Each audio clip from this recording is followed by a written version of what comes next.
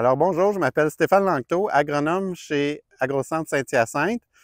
Depuis quelques années, on a beaucoup de clients qui font du blé d'hiver. Alors on a décidé de faire plusieurs capsules vidéo afin de démontrer des points de régie importantes à chaque stade de développement. Alors aujourd'hui, on va parler particulièrement de la survie à l'hiver, c'est-à-dire évaluer la proportion des plants qui ont survécu à l'hiver. Et ensuite, on va essayer de faire le compte de nos tales présentes dans le champ. Alors aujourd'hui, mi-avril, on peut voir que c'est une des premières journées où il fait assez chaud, on a un beau soleil, puis qu'on est capable de marcher dans le champ dans des conditions plus ou moins sèches. Alors on sait que pour la survie du blé d'hiver, il faut qu'il y ait eu une bonne implantation l'automne précédent. Puis le seul vrai danger qui peut arriver, c'est une forte accumulation d'eau au niveau des racines qui va tuer le plant durant l'hiver ou durant le printemps. Alors, on peut voir ici que ce côté-là, on a eu une accumulation assez significative durant soit l'hiver ou le printemps qui a fait en sorte que notre blé n'a pas passé la saison. Alors qu'on voit qu'ici, complètement juste à côté, on a une section du champ où est-ce que là, on n'a pas eu de problème d'accumulation d'eau et le blé a très bien survécu à l'hiver. Alors ici, on a un plant de blé qui, on voit bien qu'il a bien talé durant l'automne précédent, qui a bien passé l'hiver, malgré que ici, on voit quand même sur le bout des feuilles qu'il y a eu un petit peu de nécrose dû aux températures froides qu'on a eues au printemps, mais on voit que l'ensemble du reste du plant est prêt à la croissance et est en bonne santé. De l'autre côté, on a pris un plant de blé qui était dans notre zone où il y a eu une accumulation d'eau. Alors, on voit qu'ici, tout le tissu est nécrosé. Et puis, quand on vient pour tirer les points de croissance, ici, on voit que le tissu est plus blanc ou vert et vraiment nécrosé. Alors, ça veut dire que ce plant-là est mort et ne talera pas. Pour notre population optimale, on vise environ 650 plants par mètre carré. Donc, on voudrait avoir environ 650 tales. Alors, l'équivalent, ici, on va prendre un quadrat de 1 pied carré et on va vouloir environ 60 tales dans notre pied carré, ce qui va nous donner à peu près 650 têtes au mètre carré par la suite.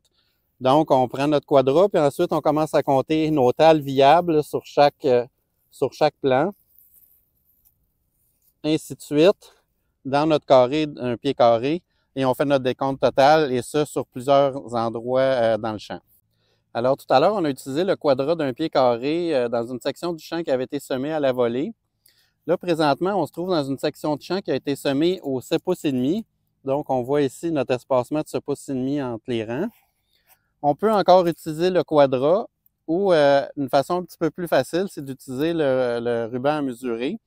On va se mettre une longueur de 19 pouces et demi qu'on va mettre le long du rang ici et on va se mettre à faire notre décompte de tales de la même façon qu'on a fait tout à l'heure.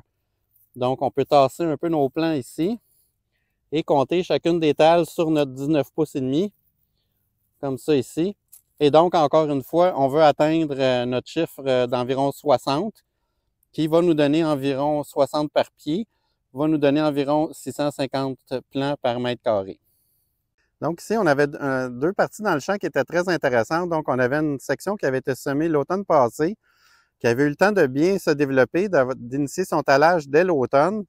Alors ici, on voit qu'on a un plant qui a 4 tales principales. Donc, 1, 2, 3, 4 et 2 tales secondaires.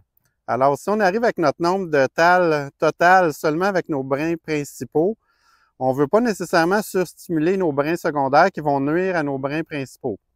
Alors, on va essayer dans ce cas-là de ne pas mettre énormément d'azote au printemps, donc 20-30 unités va être suffisamment pour avoir les besoins de notre plant jusqu'au stade 30, qui est le stade élongation.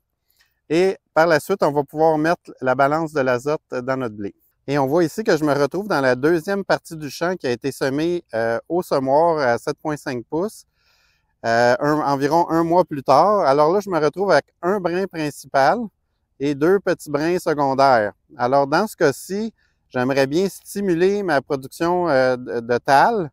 Alors je vais probablement aller avec une dose d'azote au printemps un petit peu plus élevée, 50-60 unités d'azote, et je mettrai la balance toujours au stade élongation, le stade 30.